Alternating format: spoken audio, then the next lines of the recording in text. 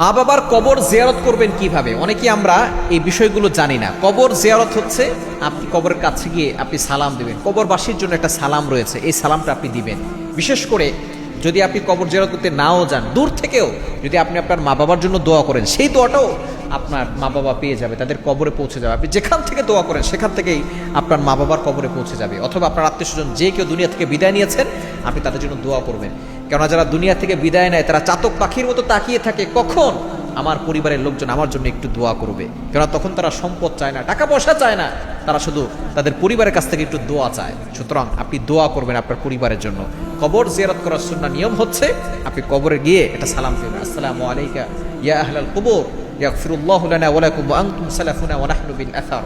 এই ছোট্ট দোয়াটা পড়তে পারেন। অথবা আসসালামু আলাইকা, আসসালামু আলাইকুম ইয়া আহলাল কুবুর, এতটুকু আপনি বলতে পারেন। আপনি প্রথমে সালাম দিবেন, এরপর আপনি পশ্চিম দিকে ফিরবেন। কবরকে সামনে রেখে কবরের দিকে ফিরে দাঁড়ালে অনেক সময় শিরিক হওয়ার সম্ভাবনা থাকে। এজন্য আপনি কবরে যেখানেই যাচ্ছেন, যেখানে জিয়ারত করতে যাচ্ছেন, আপনি পশ্চিম দিকে ফিরে এরপর আপনি প্রথমে সূরা ফাতিহা একবার পড়বেন, সূরা ইখলাস 3 বার পড়বেন। কেননা সূরা ইখলাস 3 বার পড়লে এক খতম কোরআন শরীফ পড়ার সওয়াব পাওয়া যায়।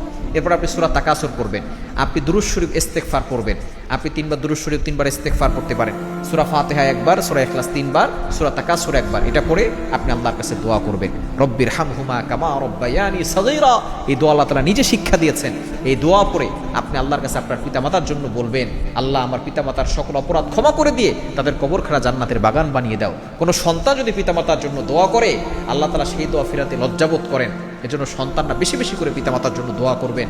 দেখবেন আল্লাহ তাআলা আপনার জন্য এমন ব্যবস্থা করে দিবেন, আপনার সন্তানরাও আপনার জন্য দোয়া করবে।